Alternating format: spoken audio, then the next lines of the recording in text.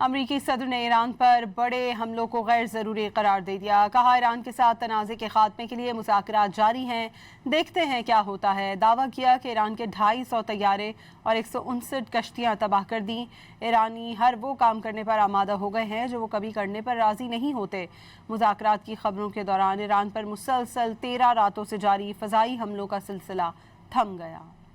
امریکی صدر Donald Trump نے ایران کے ساتھ مذاکرات جاری ہونے کا دعویٰ کر دیا۔ کہا ایرانی اب مذاکرات میں انتہائی سنجیدگی کا مظاہرہ کر رہے ہیں۔ وائٹ ہاؤس کورسپونڈنٹ ایسوسی ایشن کے عشائیے سے خطاب میں ٹرمپ نے دعویٰ کیا کہ وہ ایران کے اشتعال انگیز بیانات کو زیادہ اہمیت نہیں دیتے۔ اس سے پہلے وائٹ ہاؤس میں صحافیوں سے گفتگو میں ٹرمپ نے ایران پر بڑے حملوں کو غیر ضروری قرار دیا۔ دعویٰ کیا کہ امریکہ بہت بڑے فرق سے جنگ جیت رہا ہے، اس لیے لڑائی کی ضرورت نہیں۔ ایرانی ہر وہ کام کرنے پہ آمادہ ہو گئے ہیں جو وہ کبھی کرنے پر راضی نہیں ہوتے۔ صدر ٹرمپ کی جانب سے مذاکرات کی تصدیق کے بعد ایران پر 13 روز سے جاری امریکی حملے تھم گئے۔ گزشتہ شب امریکی سینٹکام نے ایران پر کوئی نیا حملہ کرنے کا اعلان نہیں کیا۔ ایرانی میڈیا نے بھی کسی شہر میں دھماکے کی اطلاع نہیں دی۔ ایران کی وزارت خارجہ کے مطابق حالیہ امریکی فوجی حملوں میں ملک بھر میں کم از کم 55 افراد شہید اور 645 زخمی ہوئے۔